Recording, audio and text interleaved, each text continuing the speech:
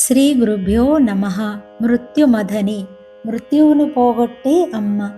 నిర్నాశ, నాశనం లేని అమ్మకు శరణాగతి చెందితే మృత్యుమథని, మృత్యు భయాన్ని తొలగిస్తుంది. చావు ఎవరికీ అనుభవంలో ఉండదు, కానీ చావు భయం అందరికీ ఉంటుంది. కాబట్టి చావు భయమే నిజంగా చావు. మృత్యువును జయించడం అంటే మృత్యు భయాన్ని జయించడమే. మృత్యువు ఒక సంఘటన కాదు, అది ఒక ఆలోచన అంతే. సుఖమహర్షి పరీక్షిత్తుతో అంటాడు, మరణం రాబోతుందని కాదు, మరణాన్ని తలుచుకుంటూ నీవే దాన్ని సృష్టిస్తున్నావు. మరణం ఒక ఆలోచన, ఆలోచన లేని చోట మృత్యువు లేదు. ముందు మృత్యు భావనను వదిలి మిగిలిన ఉన్నదంతా అమృతత్వమే. కఠోపనిషత్ మంత్రం, యదేవేహ తదముత్ర యదముత్ర యదన్విహ మృత్యోహ సమృత్యుమాప్నోతి యైహ నానేవ పశ్యతి. ఇక్కడ ఏదైతే ఉన్నదో అక్కడ అదే ఉన్నది, అక్కడ ఏదైతే ఉన్నదో ఇక్కడ అదే ఉన్నది. ఈ విషయంలో ఎవరికైతే భేదబుద్ధి ఉంటుందో వాడే మాటిమాటికి మృత్యుపాలవుతాడు. ఉన్నది అంతటా ఉన్నది అని తెలుసుకున్న వానికి మరణ భయం ఉండదు. భవమరణాలు లేని శివుని చరణాలకు శరణమన్నవానికి మరణ భయం ఉండదు. 1988లో నా శరీరానికి అనారోగ్యం ఆవహించింది. సన్నగా అయిపోయాను. మా అమ్మగారు భయపడి నా గురువు వద్దకు వెళ్ళి బాబుకు తాయెత్తు కట్టమని వేడారు. నా గురువు నన్ను పిలిపించి 200 పేజీల నోట్స్ తెప్పించి మొదటి పేజీలో మృత్యుంజయ మంత్రం రాశారు. ఓం త్ర్యంబకం యజామహే సుగంధిం పుష్టివర్ధనం ఉర్వారుకమివ బంధనాన్ మృత్యోర్ముక్షి యమామృతాత్. ఋగ్వేదం.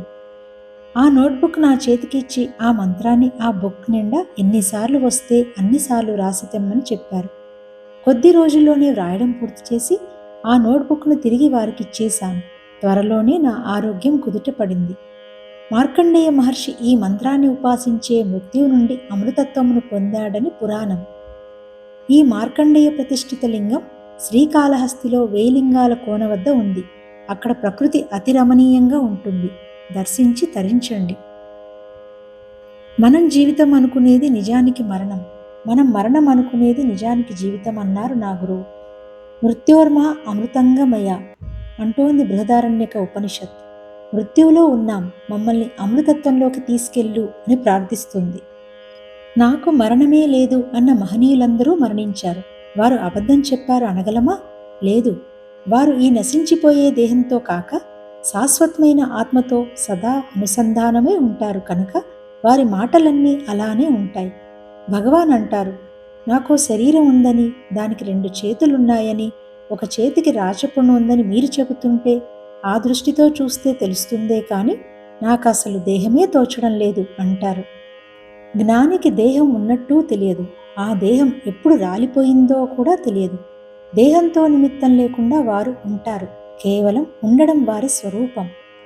ఎప్పటికైనా చస్తాను అనేవాడు ఇప్పుడు బ్రతికున్నా చచ్చినవాడే. నేను సదా ఉంటాను అనేవాడు చచ్చినా చావనివాడే. అమ్మ మృత్యువును నాశనం చేస్తుంది అంటే నేను మరణిస్తాను అనే అజ్ఞానపూరితమైన భావాన్ని నాశనం చేస్తుంది. దేహాన్ని వదలడం మరణం కాదు, అదొక విరామం మాత్రమే. కల ముగిసినంత మాత్రాన మెలకువ వచ్చినట్టు కాదు కదా. కలకు ఆధారమైన నిద్ర నుంచి లేవడమే నిజమైన మెలకువ.